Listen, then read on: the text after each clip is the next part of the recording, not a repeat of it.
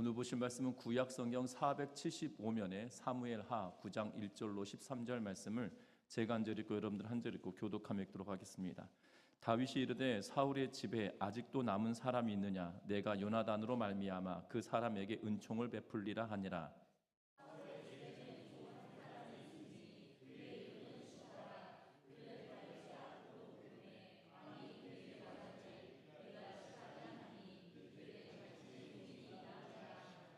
왕이 이르되 사울의 집에 아직도 남은 사람이 없느냐? 내가 그 사람에게 하나님의 은총을 베풀고자 하노라 하니 시바가 왕께 아뢰되 요나단의 아들 하나가 있는데 다리 저는 잔이라 하니라.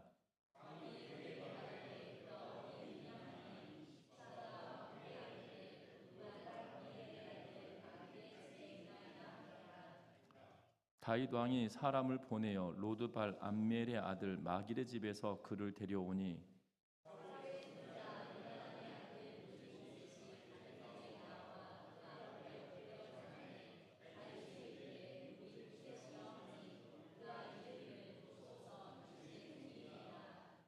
다윗이 그에게 이르되 무서워하지 말라. 내가 반드시 내 아버지 요나단으로 말미암아 내게 은총을 베풀리라.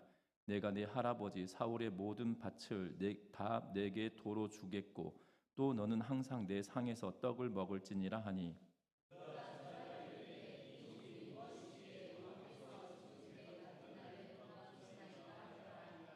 왕이 사울의 시종 시바를 불러 그에게 이르되 사울과 그의 온 집에 속한 것은 내가 다 내 주인의 아들에게 주었노니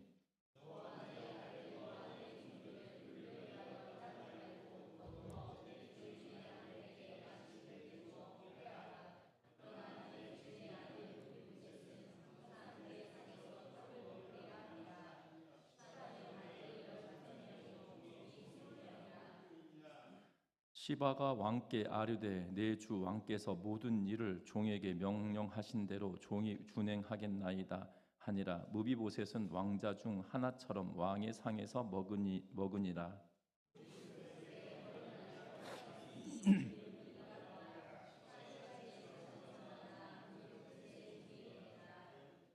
같이 읽습니다.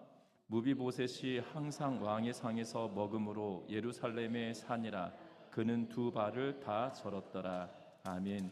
우리 서로 인사 나누고 말씀 나눕니다. 사랑하고 축복합니다.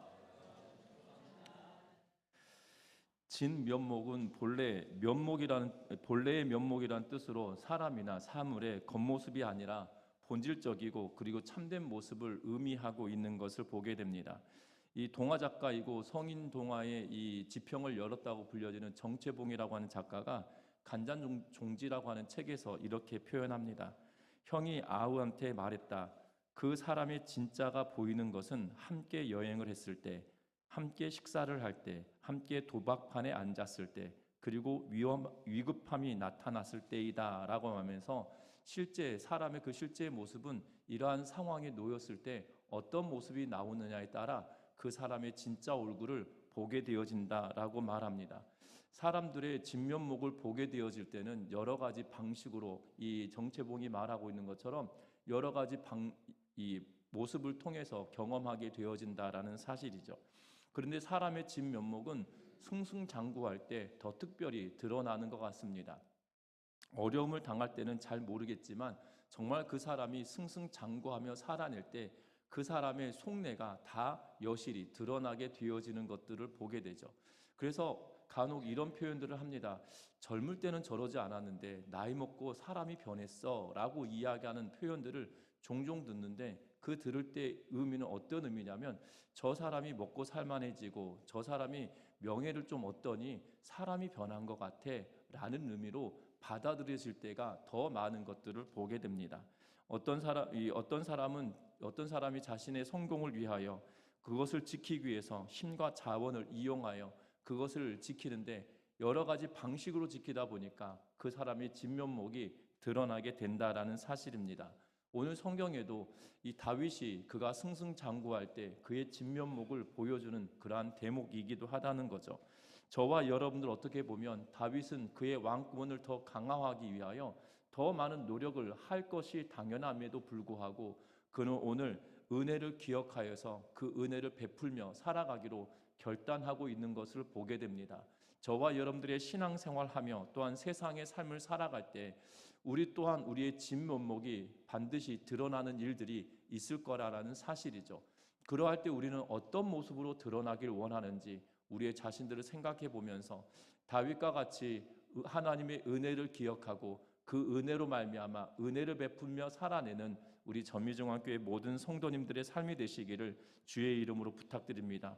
먼저 우리가 읽었던 9장 1절 말씀을 함께 같이 읽어봅니다. 다윗이 이르되 사울의 집에 아직도 남은 사람이 있느냐?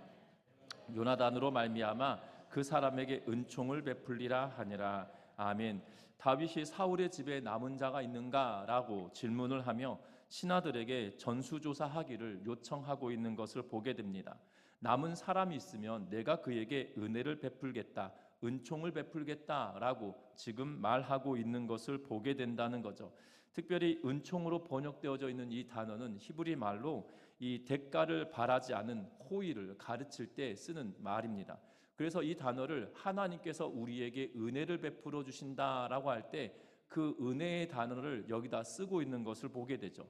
다윗은 지금 본인이 어떤 대가를 바라지 않고 내가 그에게 호의를 베풀겠다라는 의도로 하나님께서 나에게 은혜 베풀어 주셨던 것처럼 내가 어떤 특별한 능력이 있어서 특별한 이유가 있어서 하나님이 나에게 은혜 베푸심이 아니라 내가 하나님의 은혜를 경험했기에 내가 그 은혜를 나누겠다라는 의도로 동일한 단어, 이 히브리 말로 헤세드라고 불려지는데요. 이 단어를 쓰고 있는 그러한 모습을 보게 됩니다.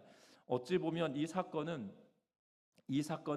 다윗의 통치 초년에 있었던 것이 아니라 초기에 있었던 것이 아니라 오늘 성경의 본문을 보면 이렇게 말합니다. 12절 말씀에 보니까 이렇게 기록하는데요. 무비보셋에게 어린 아들 하나가 있으니 이름은 미가더라라고 말하고 있는 것을 보게 되죠. 그런데 중요한 것은 미가라는 이름의 아들을 둘 만큼 무비보셋이 장성하였음을 이야기하고 있는 그러한 모습을 봅니다. 그런데 중요한 것은 사울 왕이 죽었을 때 이 무비보셋은 5살의 나이였고 사울이 죽을 때에 아이를 데리고 가다가 떨어뜨려서 다리를 절게 되었다라고 이야기하고 있는 것을 보게 됩니다. 그러면 5살이었던 나이의 무비보셋이 지금은 결혼을 하고 아이를 낳을 나이가 되었기 때문에 벌써 십수년이 걸친 이야기가 되겠죠. 특별히 고대 근동에서는 만 14, 15세가 되면 결혼을 할 수 있는 성인식을 치르는 그러한 나이가 되었다고 합니다. 우리 조선시대에도 28 청춘 그러면 16살인데 무슨 결혼을 하겠어 라고 말하지만 28 청춘이 결혼할 수 있는 정년기다라는 표현을 쓰죠. 그래서 우리가 잘 알고는 이 춘향전에 관한 이야기를 보면 춘향이 28 청춘 16살이었던 것을 보게 됩니다. 분명한 것은 고대 사회는 더 어렸으면 어렸지 많지는 않았겠죠. 그러면 14세, 15세에 결혼했다 손 쳐도 어린아이가 있다 그러면 20살 전후로 되어진 나이가 되었기에 어찌 보면 15년이라고 하는 통치 기간이 15년 이상 되었을 걸로 보여진다라는 사실입니다. 그러면 그 기간 동안 사울 왕을 추종하였던 인물들이 있을 거고 또한 그 기간 동안에 나라를 통치할 때 7년은 헤브론에서 남은 33년은 이 예루살렘에서 통치하지만 헤브론에서 예루살렘으로 옮긴 지 7년여 8년여 정도밖에 되지 않은 그러한 시간이기에 여전히 이 견제 세력, 다시 말하면 사울 왕가에 대한 견제 세력이 여시 있을 것임에도 불구하고 다윗은 은혜를 베풀겠다라고 하면서 사람을 찾고 있는 것을 보게 됩니다. 때마침 시바라고 불려지는 사람, 이 사울의 종이었다라고 이야기하는데 그가 시바를 부릅니다. 그래서 2절에 이렇게 기록합니다. 사울의 집에는 종 한 사람이 있으니 그의 이름은 시바라. 그를 다윗의 앞으로 부르매 왕이 그에게 말하되 내가 시바냐 하니 이르되 당신의 종이니이다 라고 고백하고 있는 것을 보게 되죠. 사울의 모든 토지와 재산을 관리하였던 인물로 보여지고 그를 통하여 지금 그곳에 사울의 후손이 남아있는지를 묻고 있는 것을 보게 됩니다. 그때 요나단의 아들이 있다라고 이야기하고 그가 다리를 저는 자다라고 이야기하며 그로 하여금 무비보셋을 알려주고 있는 것을 보게 됩니다. 사울과 요나단이 죽었다는 소식을 듣고 앞서 말했던 것처럼 이 요나단의 아들을 들고 가던 유모가 떨어뜨림으로 말미암아 그가 다리를 절게 되었다라고 사무엘하 4장 10절 말씀에서는 기록해 4장 4절 말씀에서는 기록해 놓고 있는 것을 보게 됩니다. 분명한 것은 그랬던 그가 왕 앞 그를 소개하며 왕에게 소개하고 있는 그러한 모습을 보게 되죠. 그리고 무비보셋은 고향 땅이 아니라 어디에 거주하고 있냐면 오늘 성경의 말씀에 보니까 마하나임으로 갔다라고 이야기하고 마하나임에 살고 있다라고 그를 소개하고 있는 것을 보게 됩니다. 분명한 것은 고향 땅이조차 살아낼 수 없는 상황이겠죠.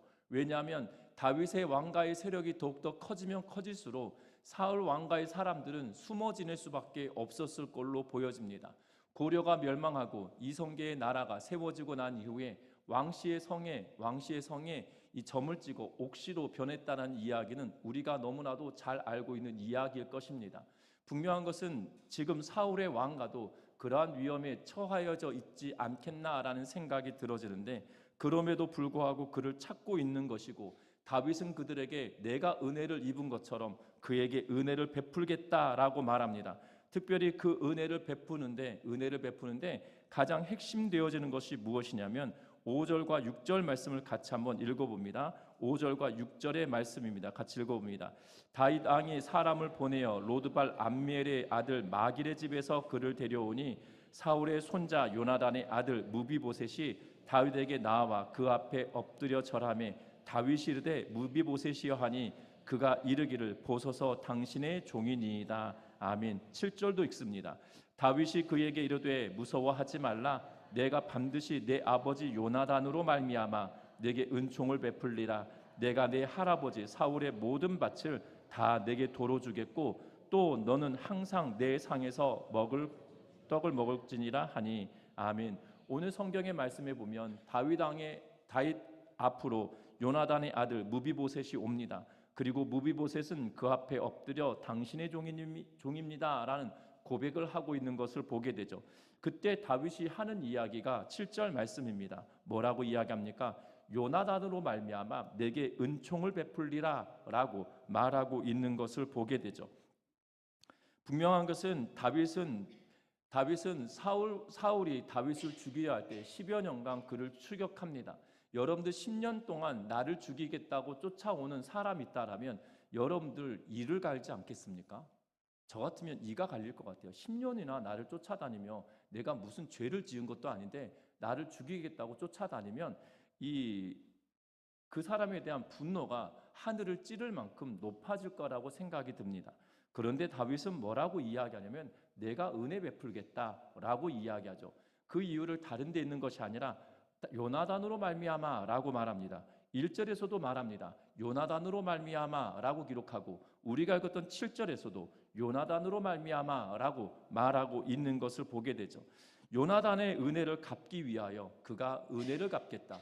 하나님께서 나에게 은혜 베풀어 주셨고 또한 사람으로는 요나단이 그에게 은혜를 베풀었기에 내가 은혜를 베풀겠다라고 말하고 있는 것을 보게 되죠. 사울의 아들이 요나단이고 요나단의 아버지가 사울입니다. 그런데 다윗을 추격하며 쫓아왔던 사울에 대한 분노를 그의 아들 요나단으로 말미암아 상쇄해 버렸다라는 사실이죠. 다윗이 도망을 칠 때 도망의 시작점은 요나단과의 언약을 통하여 이루어지고 있는 것을 보게 됩니다. 요나단을 통하여서 사울이 다윗을 죽이려 할 때 그가 분노함으로 나를 죽이려 한다 이야기할 때 요나단이 그 중간에서 그 역할을 감당하고 도피할 수 있도록 길을 열어주고 있는 사람이 요나단이죠. 그리고 요나단은 그에게 언약을 합니다. 헤어지며 너가 반드시 왕이 되어질 때 나의 자손을 잊지 말아달라라고 약속을 하고 있는 것을 보게 되죠. 그리고 또한 도피 생활 중에 요나단을 만났을 때에도 동일한 약속을 하고 있는 그러한 모습을 보게 되어집니다. 여러분들 요나단은 이미 죽어버렸습니다. 그리고 나는 왕이 되었습니다. 그렇다면 그 약속을 지킬 이유가 있을까요? 없을까요?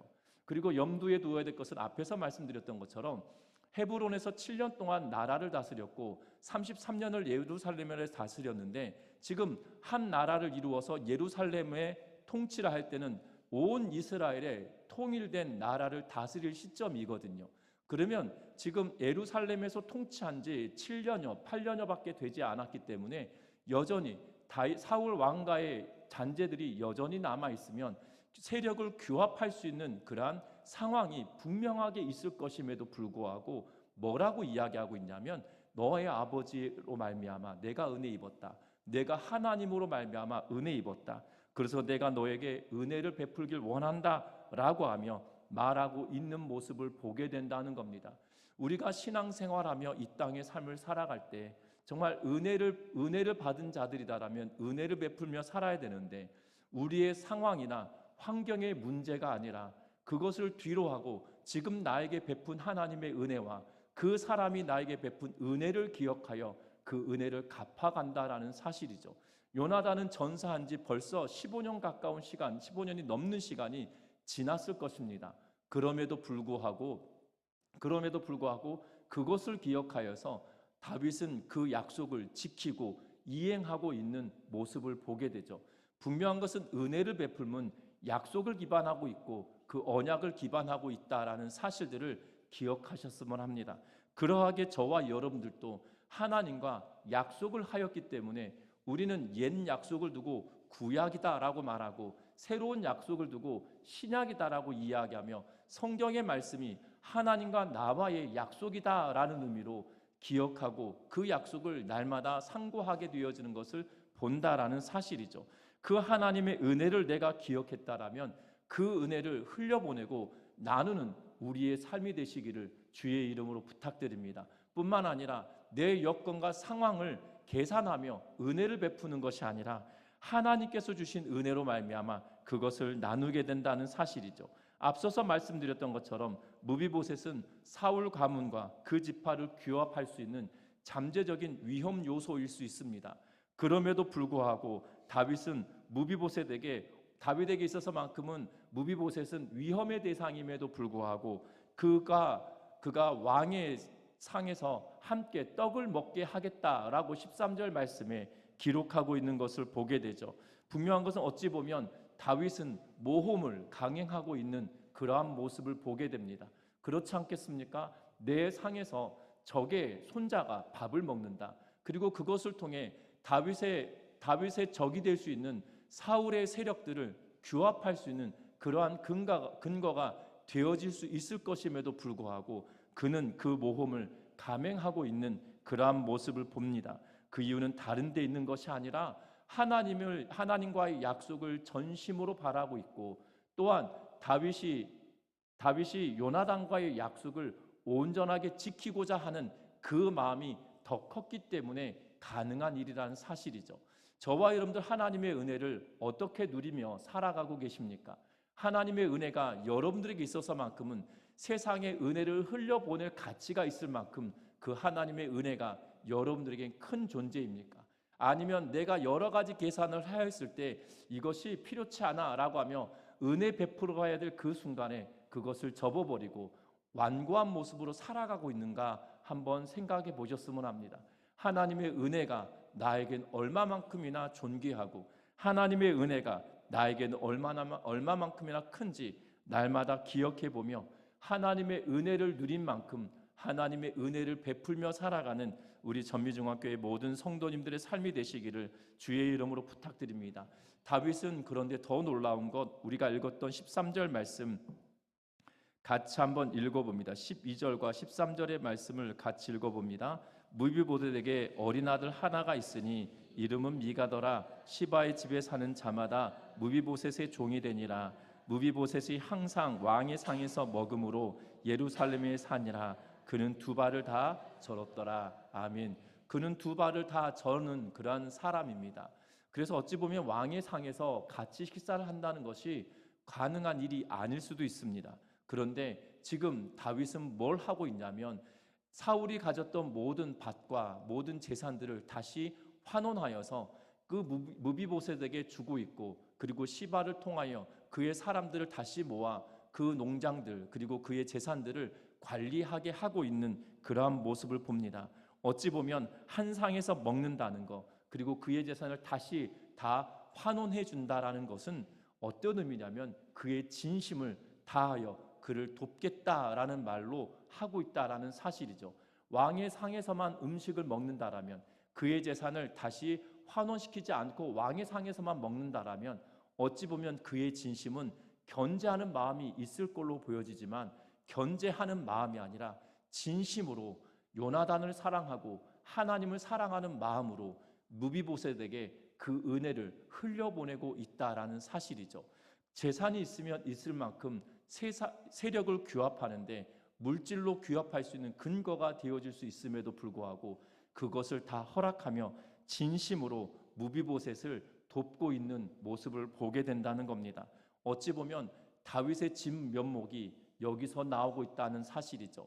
하나님의 사랑을 알고 하나님의 긍휼을 경험한 자이기에 그 은혜와 긍휼을 나누며 살아가고 있는 것을 기억하면서 저와 여러분들이 변질된 삶이 아니라 하나님의 은혜를 경험하였기에 그 하나님의 은혜를 함께 나누며 진심으로 나누며 살아가는 우리 모두의 삶이 되시기를 주의 이름으로 부탁드립니다. 말씀을 맺으려고 합니다. 세상은 이권이나 권력으로 인하여 신실한 마음이 변질되어져 버릴 가능성이 농후한 것을 보게 되죠. 신실한 약속을 기반으로 했다 할지라도 이권과 권력이 거기에 걸려버리면 모든 것이 다 산산조각 나게 되어지는 모습을 우리는 너무나도 자주 보게 되는 것을 봅니다. 분명한 것은 다리를 저는 자이고 어찌 보면 궁궐에 출입할 수 없는 현실이 그에게 있음에도 불구하고 다윗은 그의 재산을 다시 다 환원시키고 왕의 진미를 함께 먹게 하고 있는 모습을 보게 되죠. 어찌 보면 세상의 가치의 눈으로 보면 있을 수 없는 일이 지금 다윗에게 일어나고 있고 무비보셋에게 일어나고 있다라는 사실입니다. 어찌 보면 세상의 가치의 눈으로 보면 사랑이라고 하는 언어의 표현은 이걸로 감당할 수 없는 것처럼 보여지죠. 왜냐하면 아무리 사랑한다 할지라도 타인을 위한 적을 위한 유익을 주는 것이 사랑이다란 말로 표현할 수가 없기 때문입니다. 그런데 그는 이 일들을 하며 다른 사람에 대한 유익을 위하여 다윗은 살아가고 있다는 사실을 기억하며 저와 여러분들이 하나님의 사랑을 내가 충만하게 경험했기에 그 사랑을 누리며 살아가는 우리 전미중앙교회 모든 성도님들 되셔서 사랑을 나누며 하나님의 은혜를 더 깊이 경험하는 우리 모두의 삶이 되시기를 주의 이름으로 부탁드립니다. 이 시간 찬양하겠습니다.